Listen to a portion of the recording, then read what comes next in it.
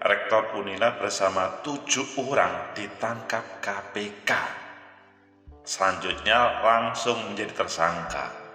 Ada apa ini, perguruan tinggi kok ikut-ikut ditangkap KPK? Emangnya perguruan tinggi empuk juga, padahal Dirjen Perguruan Tinggi ingin ada kemandirian di kampus. Bagaimana menurut kalian? Menurut analisis saya,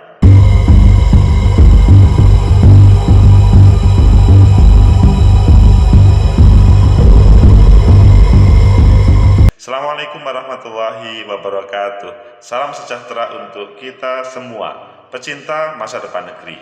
Tegakkan kebenaran, lawan ketidakadilan. Meskipun perguruan tinggi ada sebuah problem tentang keuangan, korupsi atau suap, harus dilawan, harus ditegakkan tentang kebenaran. Namun, benarkah di Universitas Lampung terjadi korupsi atau suap yang kemarin diproses oleh KPK dan ditetapkan sebagai tersangka? Ayo kita lihat di beberapa media, selanjutnya nanti kita baca dan kita analisa. Dan bagaimana solusinya? Pertama di tempo.com, Rektor Unila terjaring OTT KPK bersama 7 orang lainnya. Wah, ini sudah mengarah kepada benar, karena sudah tertulis yang tidak main-main.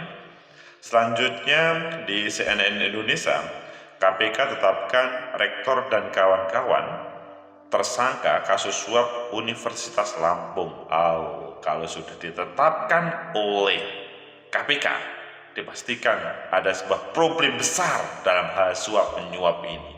Apa suapnya? Nanti kita tunggu.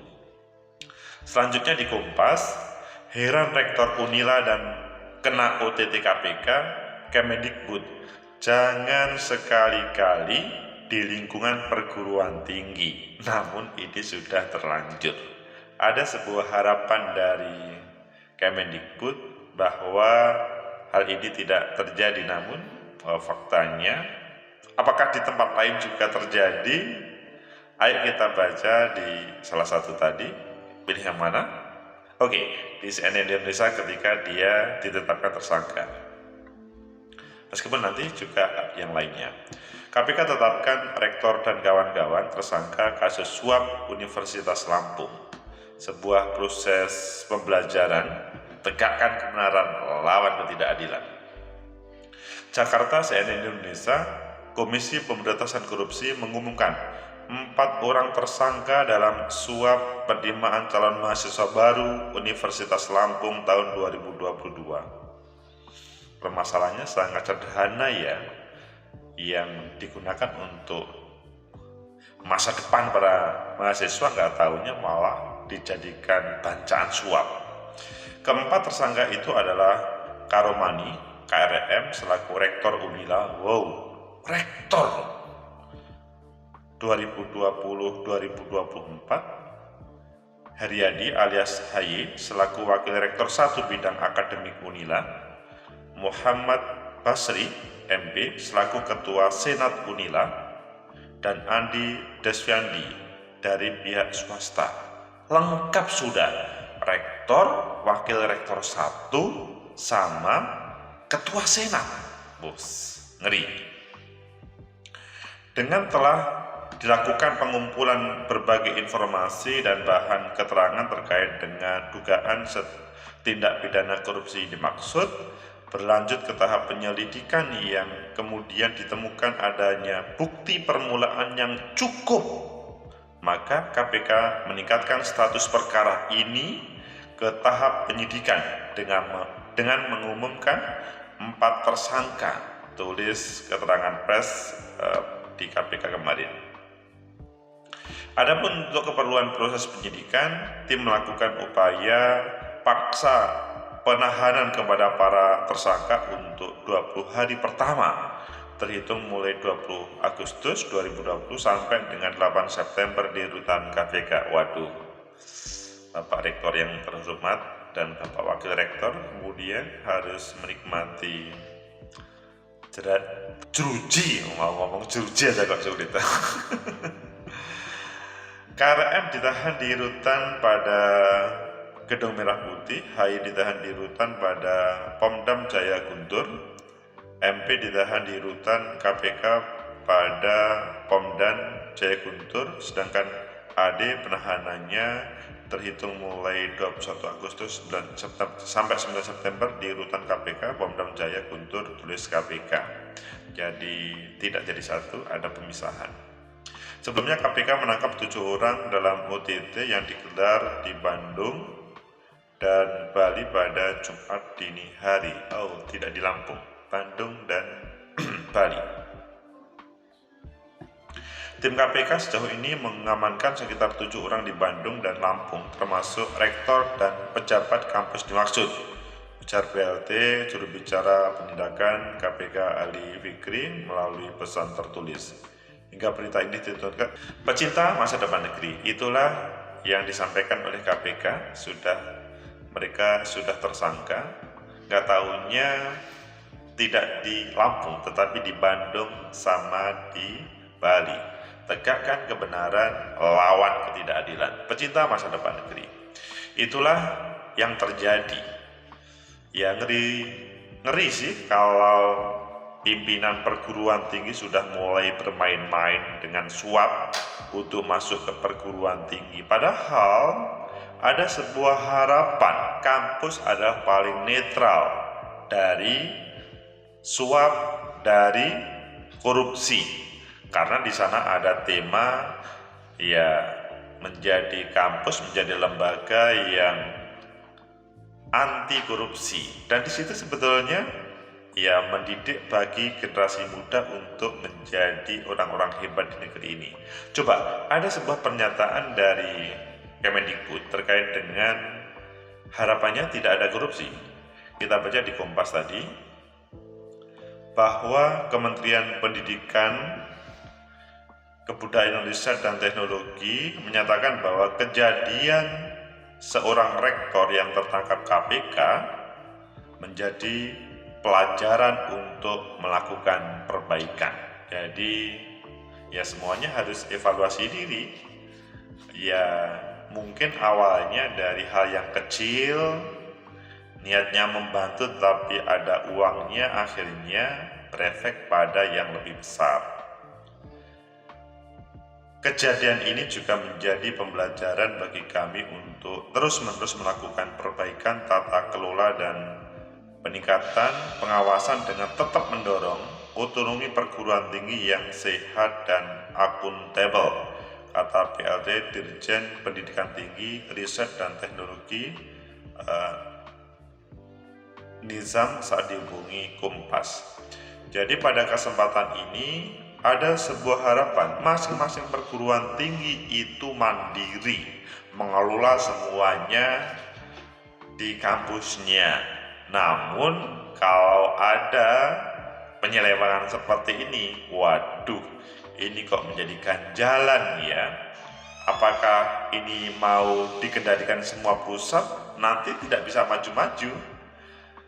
Dan kalau menurut bahasanya, saya himbau kepada semua rektor agar kejadian ini menjadi pelajaran untuk tidak sekali-kali dilakukan di lingkungan perguruan tinggi.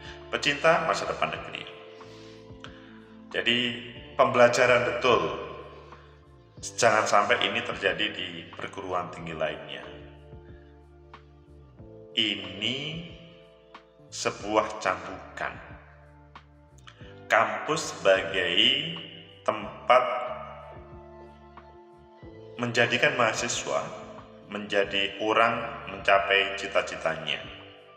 Namun kalau pertama, pada masuknya saja sudah diproses suap menyuap, maka kemungkinan produknya itu akan juga suap menyuap. Jadi dia merasa, saya aja dulu masuk ke kampus untuk kuliah saja menyuap, maka nanti kalau menjadi pejabat, ya pikirannya adalah bagaimana uang untuk menyuap masuk perguruan tinggi itu dahulu kembali. Itu kan bahaya. dan disinyalir ada 100 sampai 350 juta per orang. Meskipun ini tidak semuanya ya, tidak setiap orang yang di Universitas Lampung sampai seperti itu. Ada beberapa kasus yang seperti itu, tetapi tidak semuanya. Jadi anggap saja ini adalah beberapa kasus saja. Nanti secara berapanya itu nanti akan diproses dalam proses di KPK. Namun meskipun satu kalau itu terjadi, maka ini membahayakan untuk masa depan negeri ini.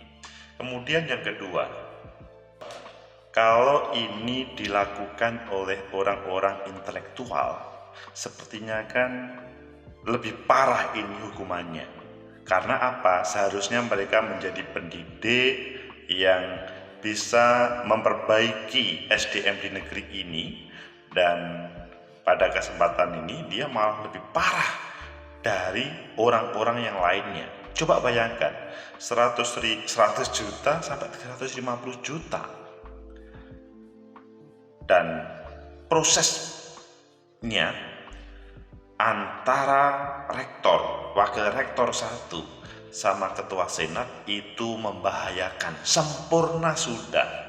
Jadi ini seharusnya diberi hukuman yang bagaimana kampus lain, para akademisi lainnya tidak menirukan. Karena bagaimanapun ini adalah mencoreng perguruan tinggi, mencoreng dunia yang semua menganggap dunia, maksudnya pendidikan yang penuh kesucian terkait dengan masa depan generasi muda. Kemudian yang ketiga, sebuah evaluasi bagi Kemendikbudristek bahwa kesempatan untuk kampus menjadi lebih mandiri itu penting. Namun ada perlu pendampingan sehingga mereka selalu bisa terawasi. Kemandirian bukan berarti menjadikan kampus, maksudnya per kampus itu menjadi merdeka yang tanpa pengawasan. Ini membahayakan. Jadi masih perlu ada semacam pengawasan atau hubungan dengan Kemendistek meskipun sudah menjadi kampus yang mandiri. Misalkan kalian pasti mendengar yang namanya PTNBH, berbadan hukum. Ya dari ini kan kita bisa mempelajari, meskipun kita belum tahu apakah Lampung itu sudah PTNBH atau tidak, tapi kelihatannya sudah mengarah ke sana. Kemudian yang keempat, menjadi pembelajaran juga bagi para generasi muda supaya untuk meraih masa depan tidak harus bermain belajar pakai uang, maksudnya menyuap. Karena sebetulnya ya dimanapun perguruan tingginya, kalau kalian berkualitas maka masa depan itu akan diraih. Pecinta masa depan negeri, tegakkan kebenaran, lawan ketidakadilan. Sehingga apa yang dilakukan oleh KPK ini semoga bisa menjadikan cambukan kepada seluruh dunia perguruan tinggi, meskipun tidak semua kampus seperti itu. Bahkan lebih banyak adalah kampus-kampus yang hebat. Ini Universitas Lampung hanya sebuah kasus, tapi kemungkinan juga ada yang lain yang kebetulan sementara belum. Sehingga mulai saat ini lebih baik mereka yang bermain-main dengan mahasiswa baru dengan uang, stop. Meskipun sebetulnya tidak hanya pada saat ini ya, sudah mulai kemarin seharusnya mereka tidak bermain-main.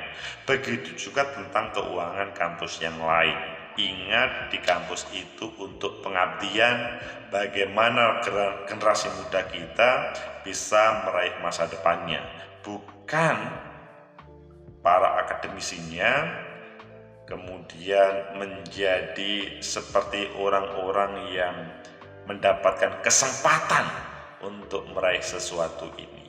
Jabatan itu tidak lama, rektor, dekan, dan lain-lainnya itu hanya 4 tahun. Kalau itu mempunyai prestasi bagus, maka bisa dilanjutkan pada periode kedua. Namun kalau jelek, apalagi koruptor begini, langsung hilang. Kalau jelek mungkin tidak bisa. Kalau koruptor gini, selesai sudah. Apa yang diproses selama ini bertahun-tahun, mulai proses kecil, kemudian hilang begitu saja. Semoga menjadi pembelajaran bagi kita bersama. Bersihkan kampus dari orang-orang yang tidak bertanggung jawab. Semoga bermanfaat. Like, subscribe, comment, and share. Sampai jumpa.